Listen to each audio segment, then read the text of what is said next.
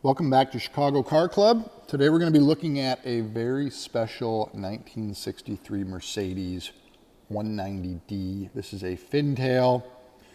It is not the highest of packaged Mercedes of the year. However, this car has 7,000 original miles on it, and we're going to walk you around it, give you a detailed look at everything. It's a little bit of an extensive video, so bear with us.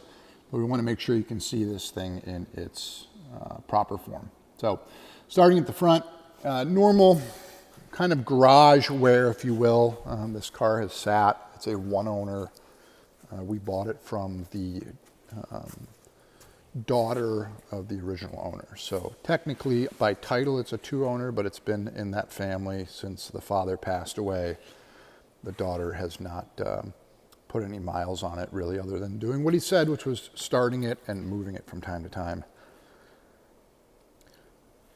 But as you can see, it's nice and straight. It's all original paint on the car, all original panels, all the trim, gaskets, glass, everything's original. It's a pretty incredibly well-preserved car. It's got some dings and some scratches from being in the garage, little door dents and things like that. We're just going to show you up close here so you can see everything. All these trim rings and polished parts, again, are all original Mercedes parts. A little bit of pitting on the top of the front bumper, just from moisture and oxidation. We elected to not do anything with it, not replace it, not rechrome them. Let that be somebody else's decision. But as you can see, the grill's nice and straight. The fitment of the hood is very nice.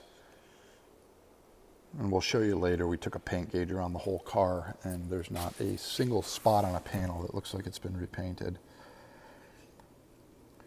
Just moving you through. Down on the rocker, normal chips and things like that that you'd expect from any mileage on a car. As you can see here, the glass has got the original markings on it. The glass is nice and clean. There's your classic garage, little dings from somebody opening a door into it. This back corner here, it looks like it was sitting in the garage and it was maybe dripping water from the roof from time to time. So you can see it kind of pitted the bumper, that bezel on the taillight, and on the edge of the trunk lid there. But the trunk lid's nice and solid. It's just that edge where you can see there might have been some standing water there at some point. Again, we elected to leave it. This car is very, very original. So as you can see in the trunk there, the mat and everything, the spare, is all fully intact and very nice. Down lower here on the quarter panel, again, just moving you around so you can kind of see everything. Some of the paints come off of the wheel centers.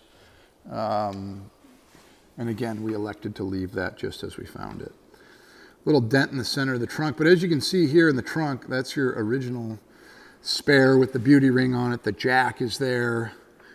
You can see your shock towers still have the plastic caps on them. Nothing's been repaired in here. This is all bone dry. Original rubber mats, which are very hard to find in these cars. That's like an aftermarket speaker, unfortunately. Some sort of Motorola unit they put in there. Original tool kit with all the Mercedes Benz custom tools. All of them are properly marked. It looks like there's some other lug nut attachment there that may not belong to this car, but we left it in the pouch. But otherwise, tool kit's complete. Jack setup is complete. Trunk closes nice and crisp. Can't hear it because we have the volume off, but the doors click nicely when open and close. You can see on the latch, receptacle and striker, down on the sill, up through the dog leg. I mean, this thing is as nice as it gets. Again, that speaker might be aftermarket, it probably is, but the seats are original. The floor, the rubber, the headliner, every piece of hardware is original. The seats are well packed still. There's no sagging. There's no pulling apart on the vinyl. It's all, everything on this is as you'd expect with 7,000 miles. Surprisingly, the rubber on the floor doesn't break. It's still pliable and Car is just as nice inside as you could ever expect. Door panels, again, look at how clean and nice everything is all the way down through the sills.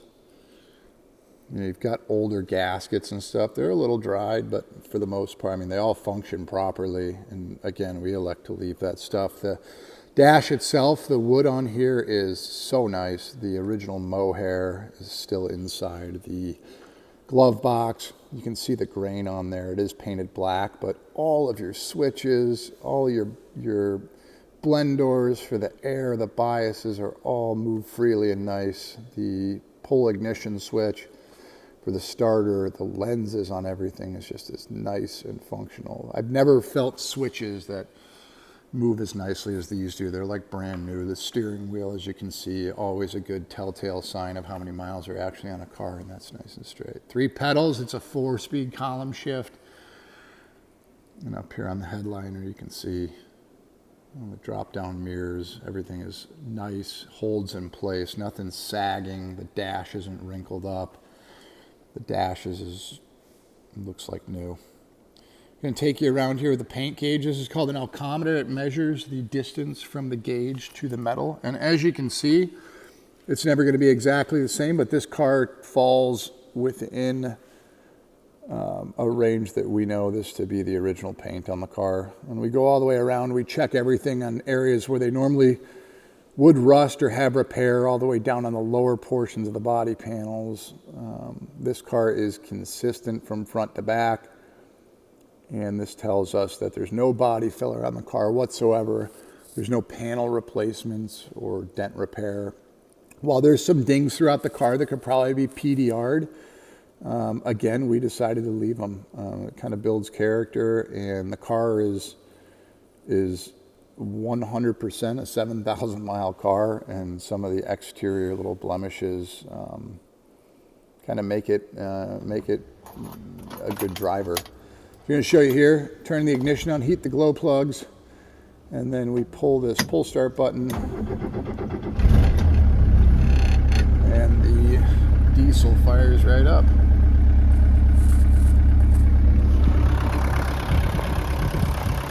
Take a look under the hood.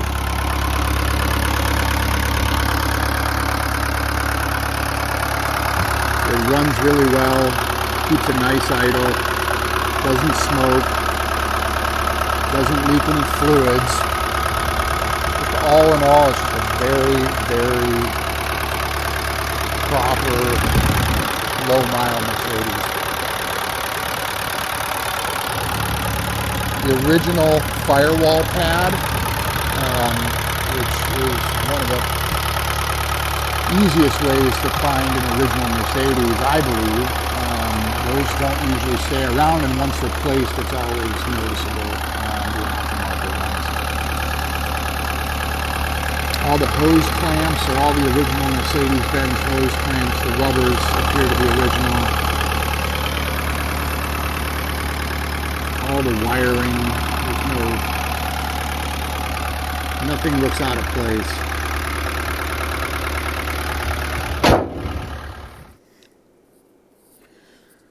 Now, getting around to the underside of the car, I'm going to show you these pinch welds, the rockers.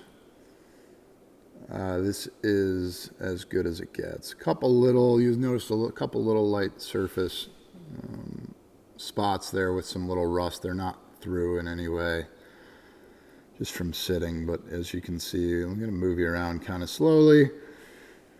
Give you a good look of everything that's here. You'll see some original paint markings on suspension parts. We did the rear wheel cylinders when we took those apart. It had the original shoes and wheel cylinders in it still. We put OEM parts back in it. And as we noted from going around underneath the car and on the panels and stuff, none of the panels have been removed on the car. We can see all the paint is crack free. All your trim is fully intact. It's kind of taking you slowly throughout. You can see under that trim on the rocker there a little bit of surface rust, but the pinch welds are as solid as can be. The jack points are still intact there. very superficial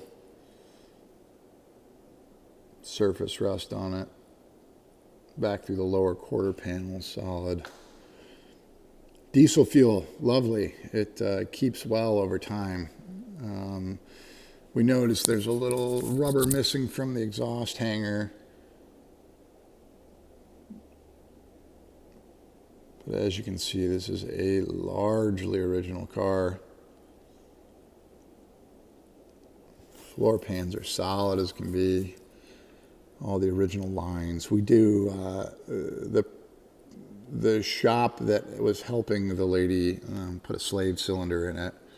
For the clutch, it leaks a little bit, we noticed. You can see some original paint markings there on the bottom of the tie rods. Again, all original equipment here. Super, super nice. All the rubber's intact. There were a couple things with the shifter that are known issues with bushings over time just drying and falling out, which can make shifting a little tricky. So we're going to take you for a ride in the car. We'll drive in the 190D. Just going to pull out and make a little lap down the road.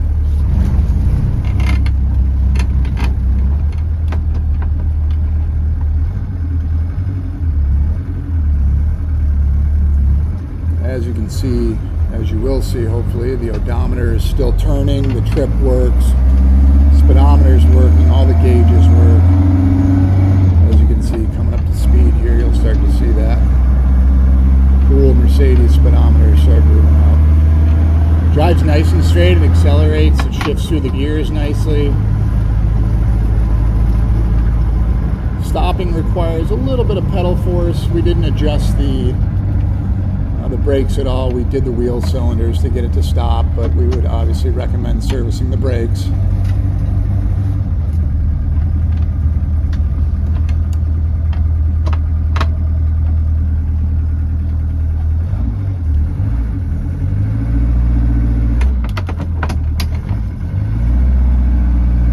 Make sure it's in first gear.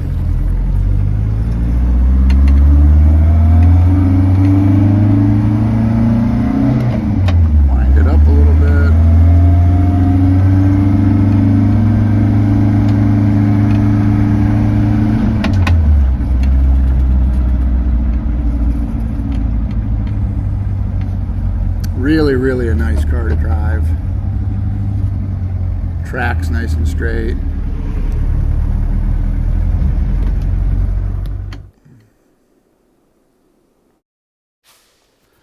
So one thing I do want to note is the shifter, as we mentioned, the bushings tend to wear. We replaced a number of them. The only one we did not replace is down the steering column at the base of the firewall. There's a bushing that takes some play out of the linkage as it goes under the hood. Finding reverse takes two hands to pull back and get the detent to click in on that column shift. So, but again, if you have any questions, we encourage you to call, text, email. We look forward to hearing from you, and we look forward to sharing this special car with you. Thanks again for watching.